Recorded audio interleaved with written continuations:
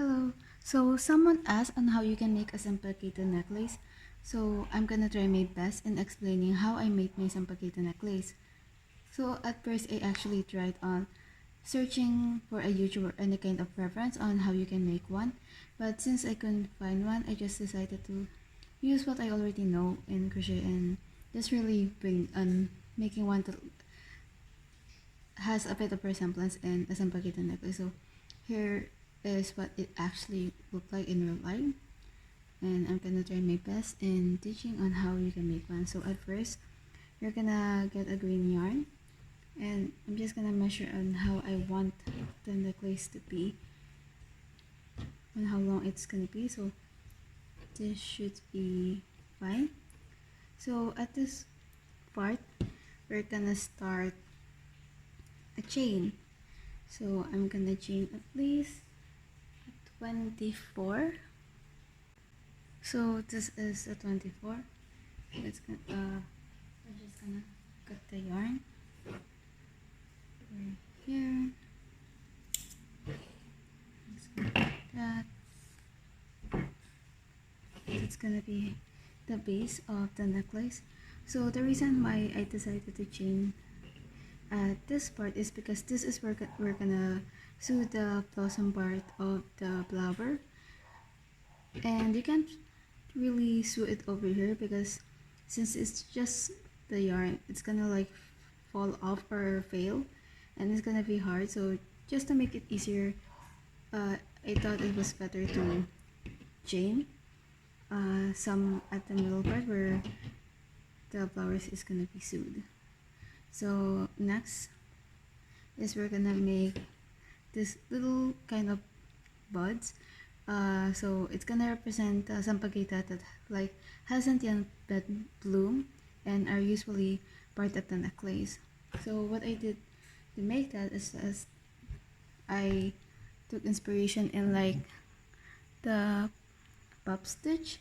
So I just made a magic ring loop, and we're gonna chain 3. So usually in a pop stitch they use a double crochet, but since I'm gonna need it to be a bit bigger, I decided to make it a triple crochet. So I'll put there. So we're not gonna do the last part. We're just gonna leave it be, and counting the chain 3, that's already 2. So we're gonna need 7 here. So we're just gonna continue until we get 7. Here we already have 7. So we're just gonna slip stitch in all of it. There we go. We're gonna cut it. You're gonna leave it a bit longer since we're gonna use it to sew. There we go. Now this is the part of the magic loop, so we're just gonna pull it. So it's now gonna look like this. So the problem is that it's a bit like that, so it's gonna be loose and open. So we're gonna sew it together. So the first part and the last part, we're just gonna get it close and sew it together so it won't open up. So I also just sew the other strand of yarn, so afterwards it's gonna look like this, and it won't really open up anymore since you sew it. So I'm just gonna add 5 in each side. So what I'm gonna do is like get the bottom where this like the circle part is, and we're just gonna get it over there at the top. Sew it like that. It's gonna look like this now. So let's add try another one like that, and we're just gonna add 5 in each side, and then we're just gonna adjust on how the gap on how you want it. So this is how it's gonna look like at the end. So it's here are the buds of the flowers. So for the blossomed flower, I decided to use this kind of yarn since I have some just to make since the yarn is much thinner than what I use for the buds. So first what I did is that I made the magic loop, chain 1 and 3 single crochet at the first round. At the second round I did 2 single crochet at each one, so the total is gonna be 6. At the third round I did an alternative of 1 single crochet and 2 single crochet, then slip stitch. The total of that round is gonna be 9. And at the fourth round we're just gonna single crochet in all of it, so it's gonna have like a little it's gonna look like this.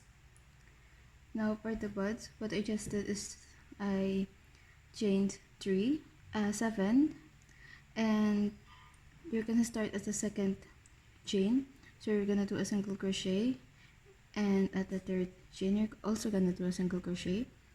At the fourth chain you're gonna do a half double crochet. At the fifth you're gonna do a double crochet, and at the sixth and seventh you're gonna do a triple crochet. Then you're gonna slip stitch at the same chain, single crochet at the next stitch, single crochet again, and you're gonna start again with the petals. Just chain 7 and repeat the process until you get 5. And this is where I said that the chain part is gonna be handy because this is where we're gonna sew the blossom flower, because if you just sew it over here, it's not gonna look that good and it's gonna fall. So it has a better way to sew over here, so we're just gonna sew that there, and you're just gonna like tie this at the end, and that is how I made the Sampaguita necklace.